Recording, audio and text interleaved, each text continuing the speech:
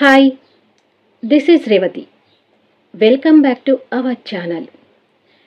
మీకు వినిపించబోయే కథ villain, episode number 194. ఇక కథలోకి వెళ్దాము. మా అక్క రానని చెప్తుంది కదా, ఇంకా ఎందుకు తనని విసిగిస్తున్నావు అంది స్వాతి. నువ్వాగు స్వాతి అని యశ్వంత్ స్వాతి మీద ఒక్కసారిగా సీరియస్ అయ్యాడు. యశ్వంత్ వాయిస్లో బేస్ విని స్వాతి కొంత భయపడి సైలెంట్ అయింది. రామ్నాథ్ గారు ఆ క్షణం మౌనంగా చూస్తూ ఉన్నారు. మీ అక్క విషయంలో, మీ నాన్నగారి విషయంలో నేను చేసింది తప్పే. మీ నాన్నగారి విషయంలో నువ్వు ఎన్ని మాటలన్నా పడతాను, కానీ సంజు విషయంలో తప్పు చేసినా తన మెడలో తాళి కట్టి చేశాను. తాళి కట్టినప్పుడు అది అసలు తప్పే కాదు. ఫైనల్గా చెప్పాలంటే సంజు నా భార్య. మా మధ్య తాళిబంధం ఉంది కాబట్టి దయచేసి మా భార్య భర్తల విషయంలో నువ్వు జోక్యం చేసుకోకు అన్నాడు.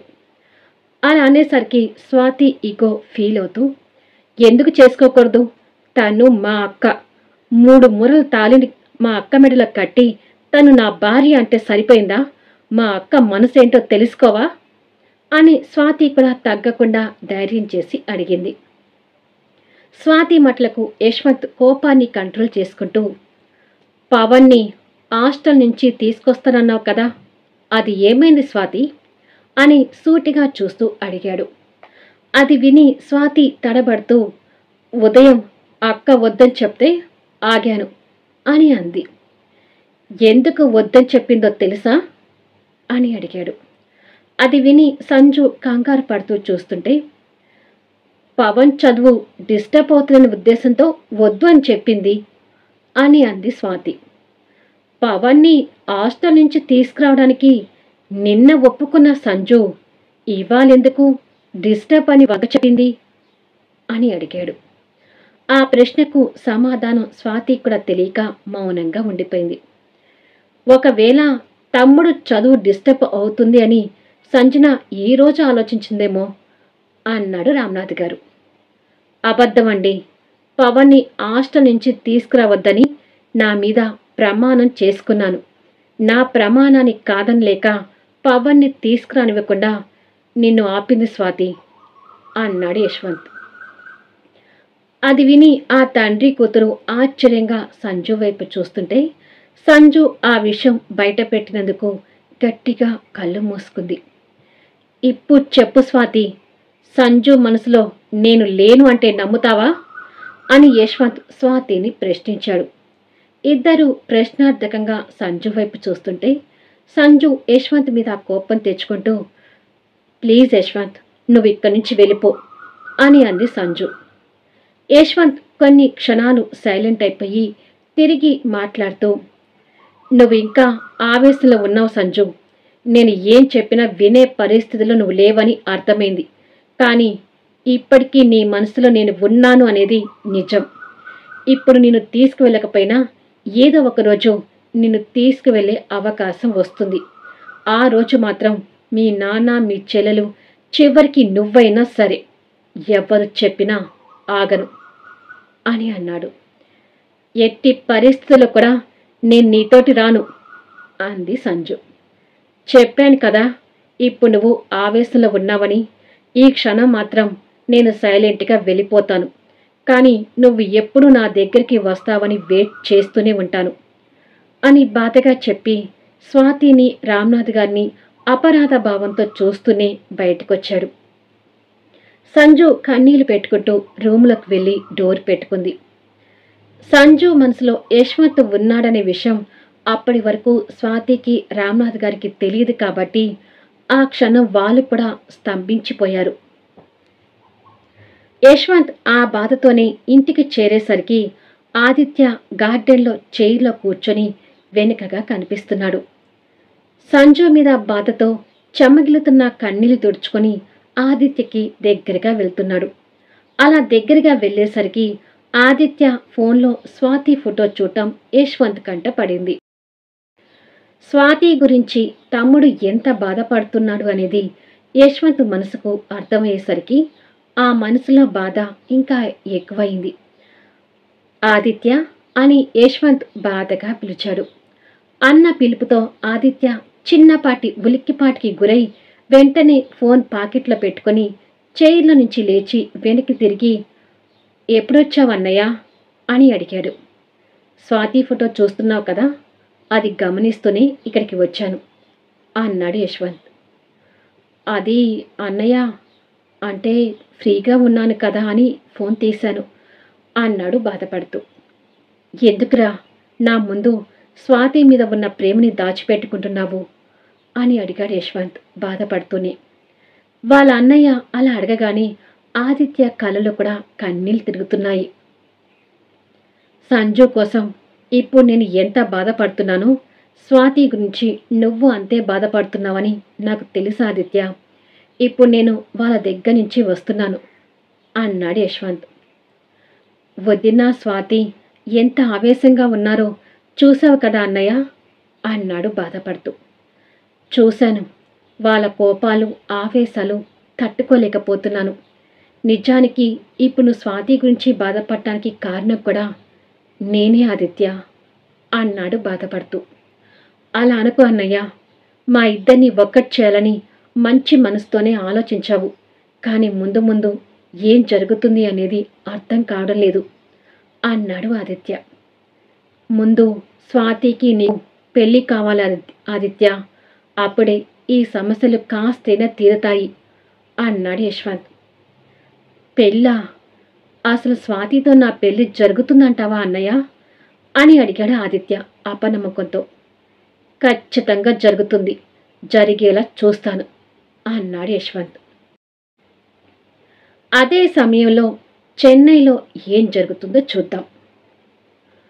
ఆ స్వాతిని నేను పెళ్లి చేసుకుంటానమ్మా అన్నాడు రాకేష్.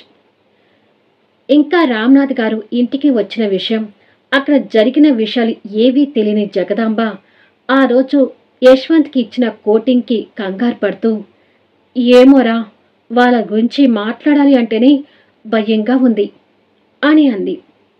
నీకు భయంగా ఉందేమో కానీ నాకు మాత్రం ప్రతీకారంగా ఉంది. ఆ సంజన మీద నేను ఎన్ని ఆశలు పెట్టుకున్నానో, నాతో పెళ్లి కుదిరించుకొని ఆ యశ్వంత్తో రిలేషన్ పెట్టుకున్నందుకు మండిపోతున్నాను. నన్ను కుక్కను కొట్టినట్టు కొట్టిన ఆ యశ్వంత్ మీద కూడా ప్రతీకారం తీర్చుకోవాలి. అందుకే స్వాతిని పెళ్లి చేసుకుని తనని టార్చర్ చేస్తూ యశ్వంత్కి సంజనాకి బుద్ధి చెప్పాలి అనుకుంటున్నాను అని అన్నాడు రాకేష్ వాళ్ళ మీద కోపంతో. జగదాంబ మనసులో మాట్లాడుకుంటూ, నువ్వు బుద్ధి చెప్పాలి అనుకుంటున్నావు, నేను పూర్ణ దగ్గర నుంచి డబ్బులు వసూలు చేయాలని అనుకుంటున్నాను. కానీ ఈ మధ్య ఆ పూర్ణ మాటలు కూడా కొత్తగా ఉన్నాయి. ఇంతకుముందు ఎప్పుడంటే అప్పుడు డబ్బు అడిగితే ఇచ్చేది, కానీ ఇప్పుడు నా ఫోన్ కాల్ కూడా లిఫ్ట్ చేయడం లేదు. అసలు ఏం జరిగిందో అర్థం కావడం లేదు అని మనసులో అనుకుంది. అసలు మీ అన్నయ్య తీర్థయాత్రలకి వెళ్ళడం నిజమేనంటావా అమ్మా అంటూ రాకేష్ అనుమానంగా అడిగాడు. నీకు ఆ అనుమానం ఎందుకు వచ్చిందిరా అని అడిగింది జగదాంబ. తీర్థయాత్రలకు వెళ్తే ఫోన్ తీసుకోకుండా వెళ్ళడం ఏంటి? నాకెందుకో ఏదో అనుమానంగా ఉంది. మా ఆవయ్య విషయంలో సంజన మాటలు నమ్మాలనిపించడం లేదు అని రాకేష్ అంటూ ఉండగా జగదాంబకి ఏదో ఫోన్ కాల్ వస్తుంటుంది.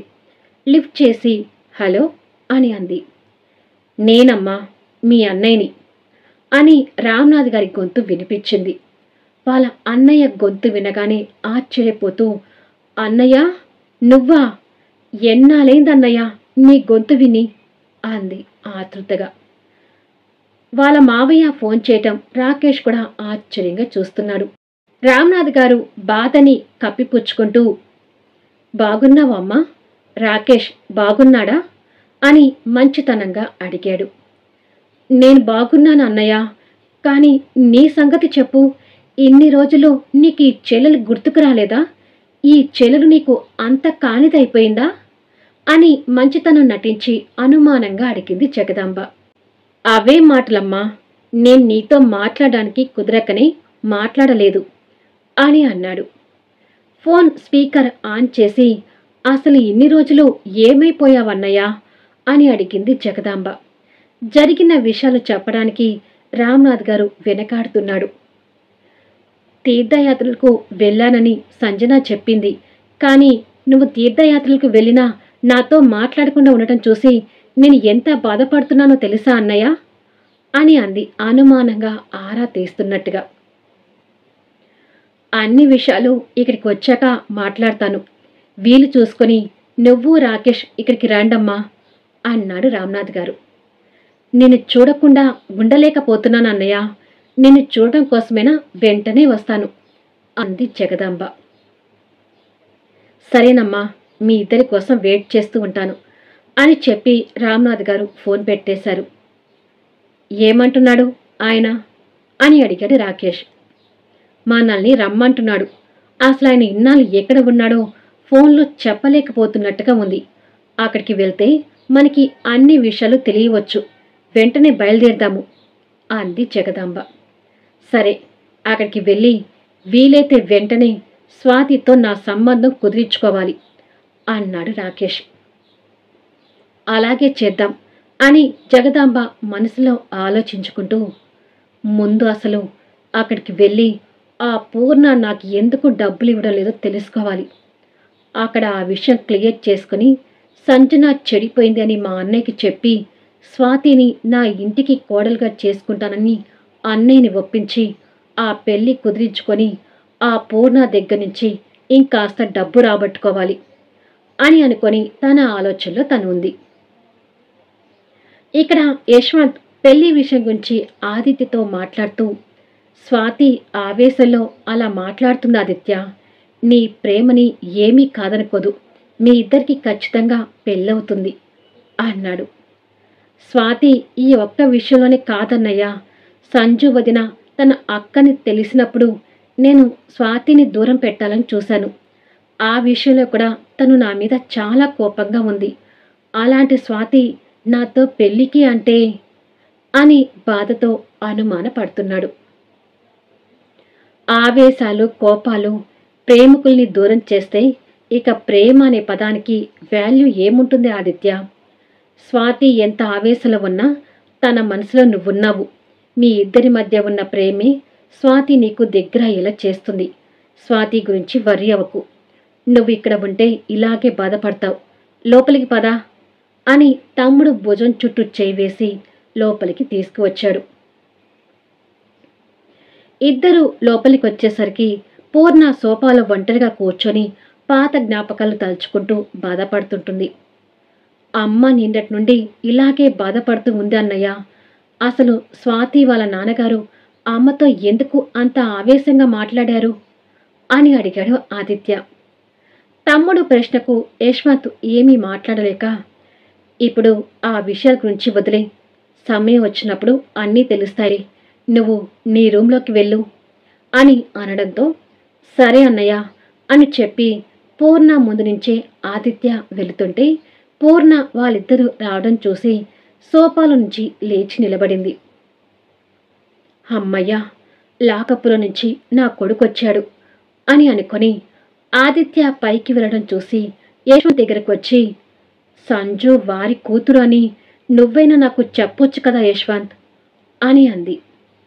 ఎందుకు, తనని కూడా పైకి పంపించడానికా అన్నాడు తల్లి మీద కోపంతో. కొడుకు మాటలు తన మనసుని బాధ పెడుతూ ఉంటే మౌనంగా కన్నీళ్లు పెట్టుకుంటూ ఉండిపోయింది. అయినా తప్పులు చేయడంలో ఇప్పుడు నీకు నాకు పెద్ద తేడా ఏమీ లేదులే, ఇద్దరం ఒకటే అని తల్లితో కోపంగా మాట్లాడి స్టెప్స్ ఎక్కి పైకి వెళ్తున్నాడు. యశ్వంత్ మాటలకు పూర్ణ ఇంకా కన్నీళ్లు పెడుతూ నిలబడిపోయింది. యశ్వంత్ రూంలోకి రాగానే సంజు లేని లోటు క్లియర్గా తెలుస్తుంటుంది. ఆ రూంలో ప్రతి చోట సంజుతో ఉన్న మధుర జ్ఞాపకాలు గుర్తొస్తుంటే యశ్వంత్ మనసు భారం అవుతూ ఉంది. ఒంటి నిండా యశ్వంత్ కొట్టిన గాయాల కట్టులతో హాస్పిటల్ బెడ్ మీద ఉన్న తండ్రిని చూసి షీలా బాధపడుతూ ఉండగా అభి, జయరాం గారు కోపంగా వాళ్ళ దగ్గరికి వచ్చారు. ఆ తర్వాత ఏం జరుగుతుంది అనేది నెక్స్ట్ వీడియోలో చూద్దాము. కథ నచ్చినట్టయితే దయచేసి లైక్ చేయండి. అలాగే మీ అమూల్యమైన అభిప్రాయాలు కూడా తెలియచేయండి.